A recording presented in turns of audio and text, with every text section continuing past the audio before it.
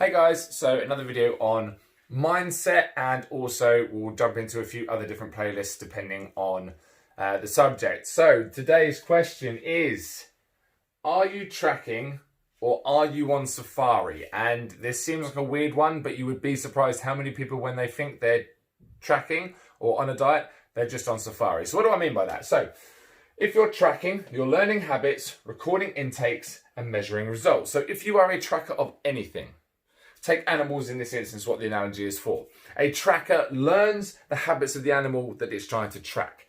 It records their eating times and their intakes of food and water, and it also measures results. Depending on how often they eat, depending on what's available, they have a full comprehensive list of everything they need to know about that animal, about whatever they're tracking. If you're on Safari, you follow a guide and have no idea how it works. Okay, the amount of people that you would have probably come across have been on Safari, how come the lions eat what they eat? Or how come the elephants always go through that? I don't know, we just saw them because the guide knew they were going to be there.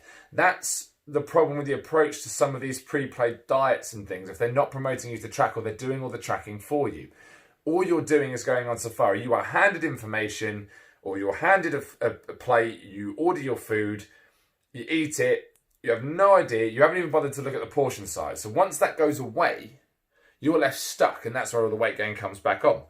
So we need to stop going on Safari with these things and just following blindly and like letting somebody else do the job, because they're not always going to be there to do it. Or after a while, you might not have the finances to do it. You may have decided that or you might have achieved your goal and you come off, but because you haven't been paying attention, you creep back up. Then all of a sudden you're reliant on this guide again, who's loving it, by the way, because he's making himself some money again, because he's not giving you the information or showing you the tools of how to track, just giving you the end result. So you're not sure how the journey happens, okay? So this will link into the factors why you're in not losing weight, and also just generally as a good mindset one, okay? So when we're tracking, you need to learn your eating habits. What times of day do you eat? When do you feel hungry? What are you craving at that time? Next, record your intakes. Be diligent. Record what you're putting in and out of your body. And that has to be honest as well. You cannot flunk or puff up the results and say, oh, I didn't eat that, or oh, I won't record that biscuit, I won't record that full fizzy drink. You must record everything, because then you can measure results. If you have done these two parts, you've learned your habits and you've recorded your intakes, measuring results will become a lot easier, and you'll be able to tweak things here and there if you're not getting the results you want. For instance, weight loss.